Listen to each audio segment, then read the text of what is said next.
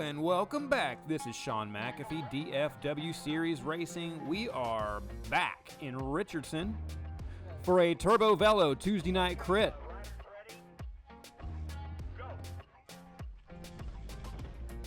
This is my second crit race in, I don't know, probably 6-7 years. A couple weeks ago, we went out for number one, and it was interesting, to say the least. I made every mistake out there. I mean, just absolutely every mistake. So I've really only got a couple of goals here for this second race. This happened on April the 23rd out at Breckenridge Park in Richardson, Texas. Again, this is Turbo Velo. So this is the Cat 4-5 or C race for the night. I did both the C race as well as the B race. But we're only going to do a video from the C race. So, got a couple of goals this week. Number one, the first goal that I had was do a better job of positioning myself. The prior time that I came out and did this, I did an absolutely terrible job of positioning. I was always out in the wind, never sheltered. So I want to do a better job this week. You can see we've got a little graphic up on the top right-hand screen. Shows you which way the wind is blowing. Right now, we are going directly into the headwind. Once we take this left-hand turn, it's going to be coming from my right shoulder. And let's see how we do with that. Goal number 2, don't sit on the front and pull. A couple weeks ago, again, this was the first one I'd done for just ages. Probably the biggest mistake that I made for the entire C race is the fact that, I just, with 2 laps or maybe 3 laps to go, I was on the front and absolutely throttling it. I don't want to do that. I want to play it smart. I'm going to sit in. I'm not going to pull. Just period.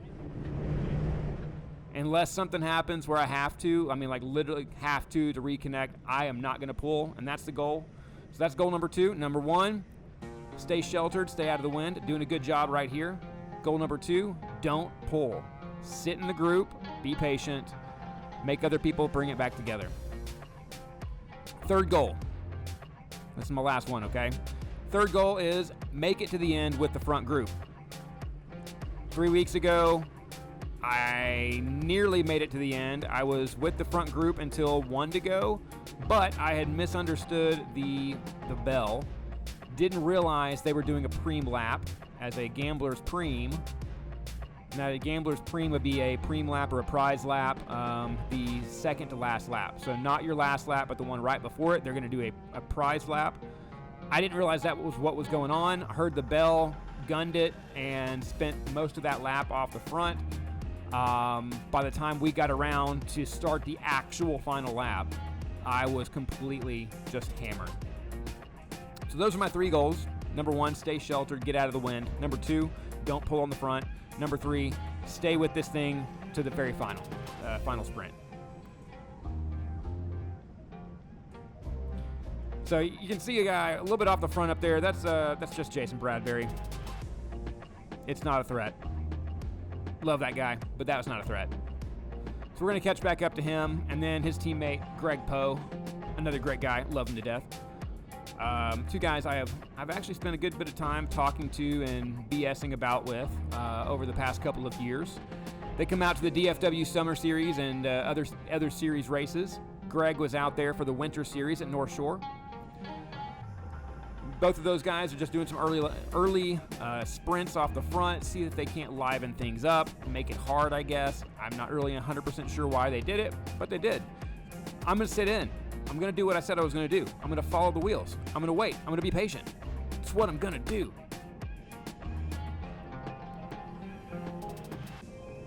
So this red jersey right in front of us, his name is, I think it's Miguel? Let me double check that.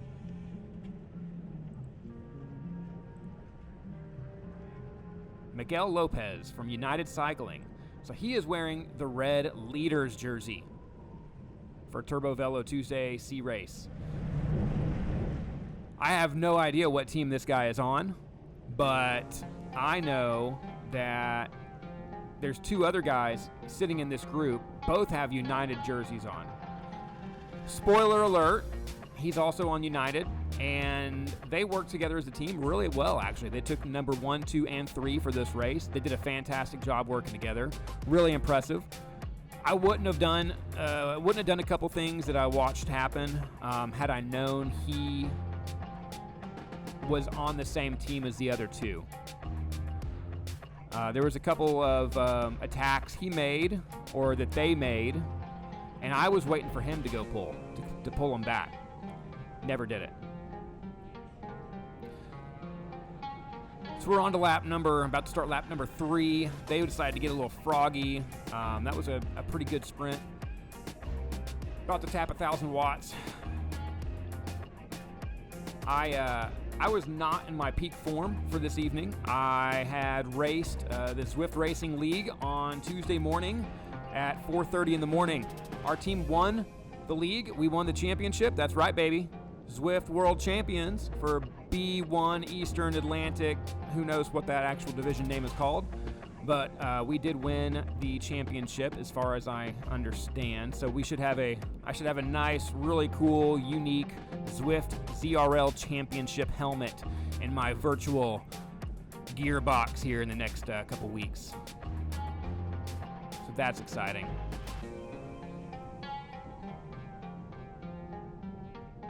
So I complimented the United Cycling team here a minute ago for really racing well. They did spend a ton of time on the front. And, now I know red jersey Miguel Lopez from United Cycling is on the United Cycling team. So tonight, when I go back out there for another race, I'm going to keep an eye on that. I'm not going to let them toy around with us as much. So again, this is on that back straight or back stretch, and wind is coming from my right-hand side. I'm doing a pretty darn good job of staying sheltered. That's called learning. I'm not the brightest pea in the pod, but man, I did better already in this race than I did the entirety of 3 weeks ago.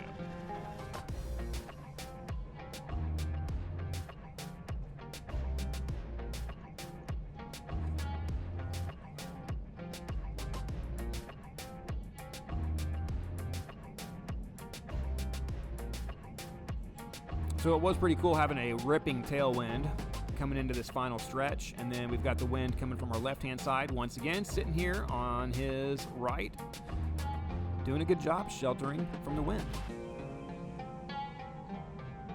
It is still really early. We got another 7 laps to go, but I'm happy with what I'm doing so far. All right, so we've got United Cycling. All 3 of them are putting the pedal down.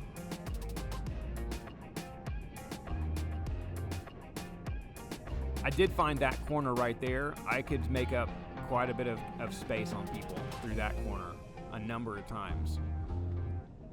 People would start pulling away on that the straight stretch with the crosswind, and as soon as we got to this headwind, I was basically able to pull right back onto their wheels. So that was cool.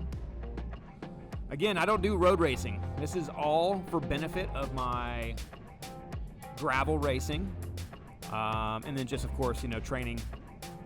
It just, the training stress helps with any mountain biking as well, because I'm going to be in better fitness and better shape. But this is specifically, it's so that I learn how to position myself better for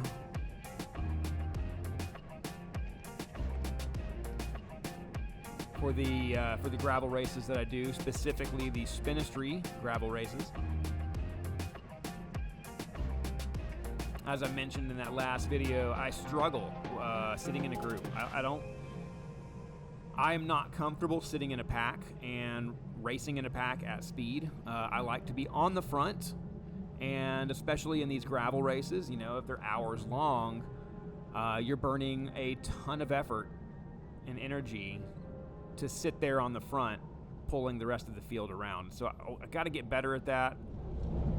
It's the whole reason I decided I'm going to come out and do some crits. Plus, I had a little bit of that feeling of missing out when every week I'd see pictures from the races, and I really felt envious. I was like, man, I want to go race my bike too.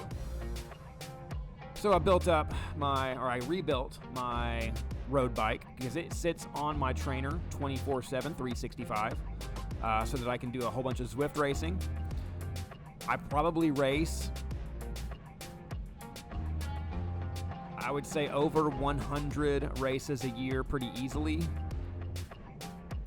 possibly 125.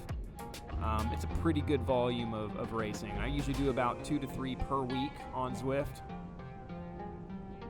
And then this year I've done a ton of outdoor racing, which is really odd, but it's that opportunity to go and race local. Tuesday nights I get to go out here to Breckenridge Park with Turbo Velo. Thank you, Ryan Chrissy, for putting this together. And I get to race my bike on the road. Usually about one Saturday every month I get to go out and race gravel with Kevin Lee in the Spinistry. That's amazing. And of course, the DFW series, if I have enough help and enough assistance, then I'm going to jump in and I'm going to do our races on Thursday nights whenever we're in season as well. Typically, that only is the summer series out at Irwin Park because I have an announcing crew. Thank you, North Texas NICA. But we'll see if some things change in the future and I get some additional help and I don't have to be holding the microphone for the entire evening or morning. If that happens, I'm going to go out there and race my bike a little bit more. So side note, there is a big old drop of sweat in the center of that camera, and that is a genuine problem. Big attack by Miguel Lopez from United Cycling going off the front.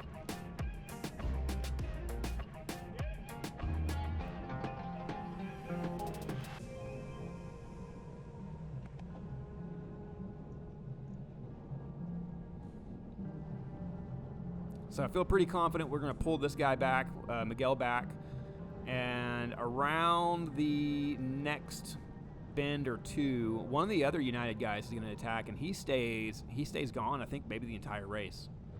We may not catch him again, this other United kid. It's a great attack. There he goes. So I was on the front. I missed that cover completely, and I'm going to jump on this guy's wheel because I don't want to pull it back myself. I'm going to be patient, sit in, jump on his wheel, and let him do the work to pull me back to this group. Because that's the idea.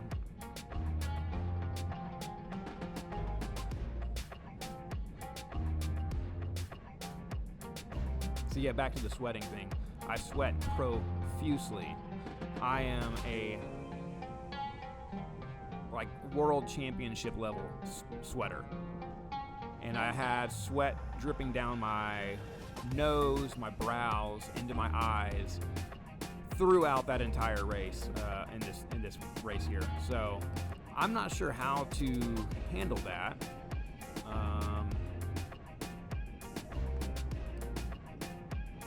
But Grupo Compacto, we are all back together.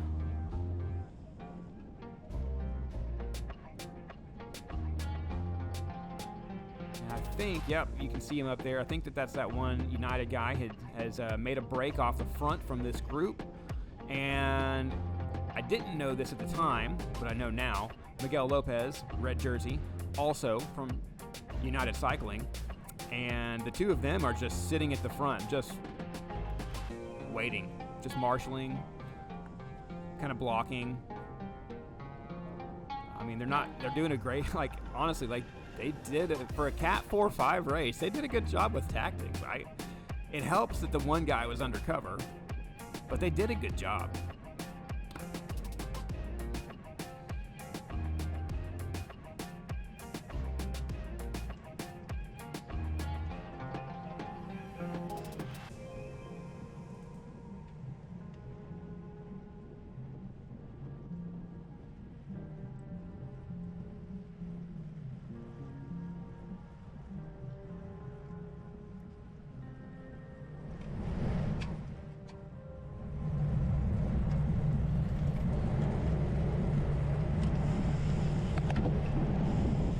I am not really that interested in trying to pull back this guy off the front. If I see they let these guys through, they're going to fall back, and they're going to try to, I guess, bridge up to the guy, which I'm not sure what their plan was here, letting other people to the front, but there's enough of a gap that I think that it just didn't care. I am going to put in a little bit of an effort, try to speed things up, see if we can't get some kind of action to move up the road and kind of catch this guy, but I really don't have a lot of interest in trying to pull him back. I am completely content to sit in this lead group and try to sprint from the finish. I have 100% A-OK with that idea.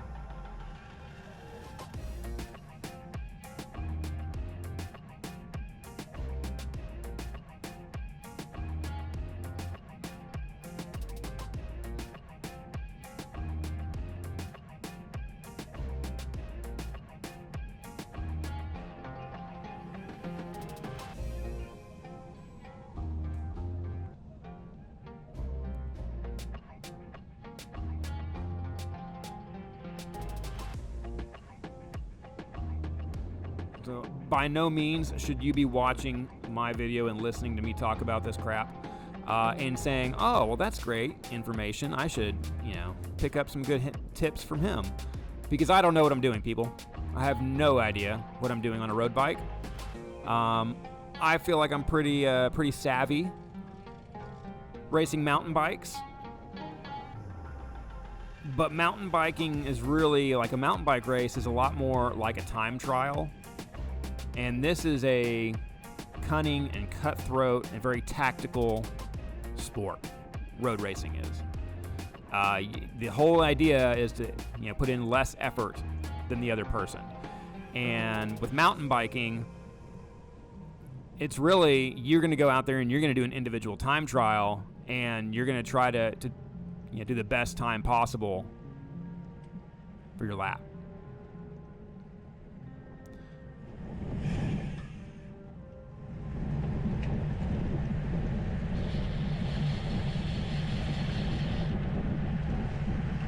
So I feel like now is about the time when I started wondering about red shirt Miguel Lopez, the C race leader, and thinking, maybe he's on the United team.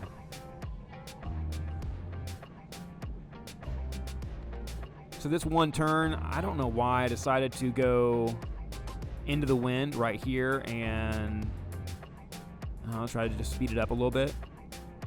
I think I skidded my pedal or clipped my pedal there for a second. Oops. Don't tell anybody. That's what happens when you run mountain bike pedals instead of a road pedal. But I'm not investing in another pair of shoes, dang it. I've already got 2 pair of mountain bike shoes. I'm not getting a road set too. Not happening.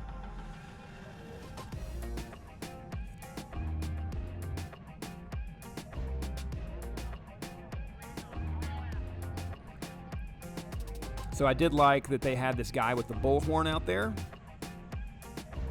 because I could tell much easier what lap we were on. He did a great job. Well done, whoever you were.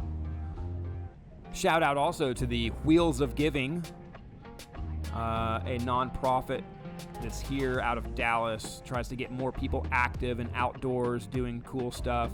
They were out there giving away all sorts of different nutrition, and I saw that they had a table full of a Never Second nutritional products. I guess he had picked up a bunch of them from them. It's just given away all afternoon. Got a big event coming up here pretty soon here in Dallas.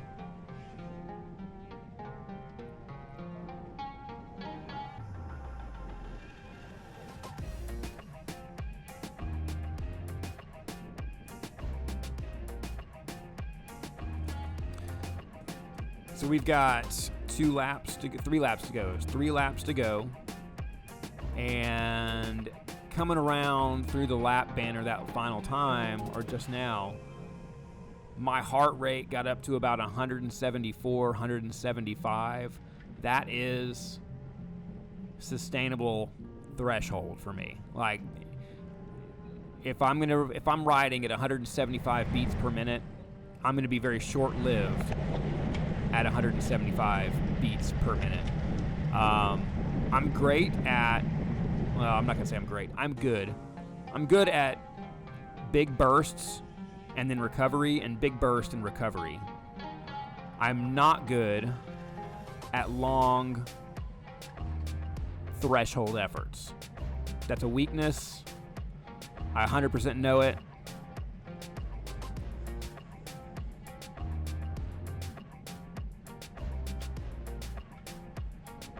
But so I am taking full advantage of sitting in and trying to recover my heart rate a little bit, because I know with 2 laps to go or 1 lap to go, it's going to get very spicy. People are going to ramp it up. And I am just looking to hang in the group until we get to the end. So right here, I am a little bit too far forward. Should be in the back. But I'm still on the inside, which is a positive.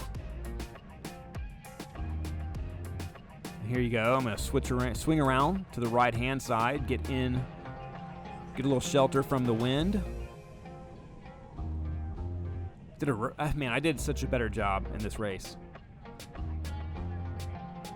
I credit it to watching 1096 Cycling on YouTube. It's all of his wisdom, his caged wisdom from 1096 Cycling that has brought me to this point where I am not making the worst mistakes in road racing.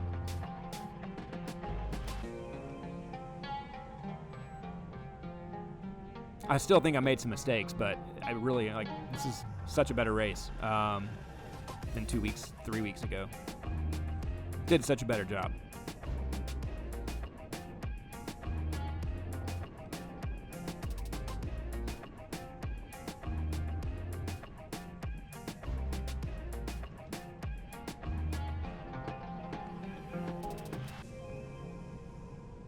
So if you like to race bikes, come on out Tuesday nights, Turbo Velo Crit Races in Richardson, Texas at Breckenridge Park. Lots of fun. I'm enjoying it. I was terrified in week number 1 of getting out there on a road bike that I hadn't ridden outdoors in 5 years. But so far, so good. I feel like things have gone well, and I'm learning a lot. And then, of course, we've got the DFW Spring Series with 2 races left right now. We got one this Thursday, one next Thursday. That'll close out our Spring Series. And then starting on June the 6th, we are going to go back to the DFW Summer Series at Irwin Parks, presented this year by Sun and Ski Sports. So this is an interesting moment. We got 3 guys that did break off the front. 2 of them are United Cycling. Third one is I don't know. And then these 2 dudes right here, I'm making them do the work. Like I said, I am not going to pull people back if I don't have to. I let them do the work, and we do reconnect.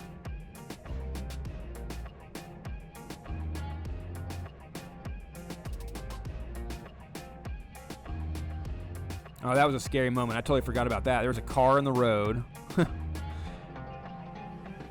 I wonder how it would have changed if that car had not been there. Had that group in front of us continued to push, I think we gained, a second or so because of that car issue, but weird moment for sure. All right. So we have reconnected with those couple guys off the front. The one guy, the solo guy that's up the road, that is another United Cycling guy. So we have United Cycling guy number 1 who's been on a break for 4 laps. Killer job, dude. I can't believe that you stayed away the whole time. We got United Cycling guy number 2 with, call it 5 seconds on us right now. We are on our final lap, and I'm at 174 beats per minute. I'm shutting it down. If somebody's going to bring him back, you're going to have to do the work, and I'm going to sit in the wind, or sit in your draft. That's what that word I'm looking for, your draft. But I'm not going to do it. 100% not doing it.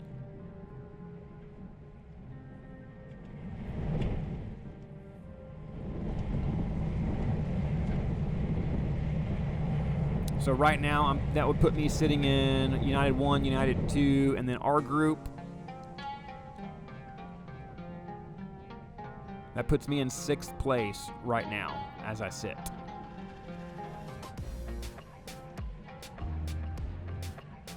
I think there's about 8, maybe 9 in our group overall.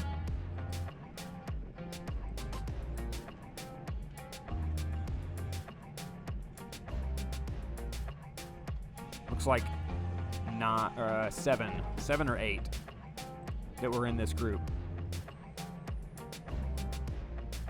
I felt really confident going into the line here. We had reconnected up here. We've got 1, 2, 3, 4, and then I'm number 5 at the moment. We've got 2 guys that are up the road with a little bit of distance. I felt confident, though, going into these last couple turns. My heart rate, perfect. Feel like I've got good position here. I was ready. About to blow this thing up, baby. All right, final corner. And he kind of closed the door on me there. So that kind of killed my sprint. Final result has me in 6th place. I think that based on the video, I would have been in 5th place, but it's not really something to argue. I feel like I could have gotten on the podium if I would have not gotten cut off there, but it is what it is. We'll be back again in a couple weeks to do more crit racing with Turbo Velo. Thanks for watching. Subscribe to our channel because 1096 Cycling tells me that YouTube will pay me. Nah, I don't want to get paid. I just like making videos about bikes.